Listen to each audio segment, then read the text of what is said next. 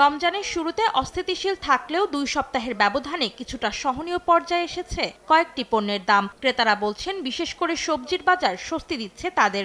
Regular সবজি আমরা খাই, সেগুলা মোটামুটি সহনীয় পর্যায়ে। আমার কাছে স্টেডি মনে হচ্ছে, অনেক ভালো ভালো অবস্থায় আছে।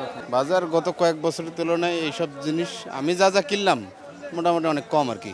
মানভেদে প্রতিহালি লেবু 50 থেকে 70 ও বেগুন বিক্রি হচ্ছে কেজিতে 30 থেকে 100 টাকায়। শসা বিক্রি হচ্ছে কেজিতে 20 থেকে 40 টাকায়। বিক্রেতারা বলছেন, সরবরাহ বেশি থাকায় গত সপ্তাহের তুলনায় দাম কমেছে সবজির। লেবুর বাজার আগে থেকে কিছুটা কম। আগে যেরকম 80 টাকা 90 টাকা হালি ছিল, অন্তে এমন একটা নাই। শসার দাম একটু বাড়তি আছিল, এখন বর্তমানে শসার দাম একেবারে কম, 50 টাকা 60 টাকা কেজি। আগের তুলনায় বেগুনের দাম এখন কম। রমজানের আগে আপনার 100 টাকা হইতে 150 টাকা বিক্রি হয়েছে, আর এখন 30 টাকা।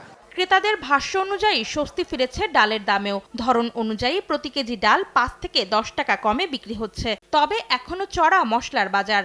ডাল, চিনি, তেল, লবণ, হলুদ, মরিচ সবই এখন নিয়ন্ত্রণ আছে। চাল, ডাল, বুট, বেসন, তেল, মশলা দিলে এইভাবে হইলে ইনশাল্লাহ আমরা চলতে পারবো। জিরা, লং, দারচিনি, গোলমরিচ এগুলোর দাম ঠিক আছে, এলাচির দাম বেশি বাড়ছে। আবার কাজু বাদাম, কাঠবাদাম, কিশমিশ এগুলোর দাম বেশি। এদিকে গত সপ্তাহের তুলনায় মুরগির মাংস কেজিতে 5 থেকে 100 টাকা বেশি দামে বিক্রি হচ্ছে। তবে স্থিতিশীল আছে মাছ ও চালের দাম। অন্তরা সেন, সময় সংবাদ, ঢাকা।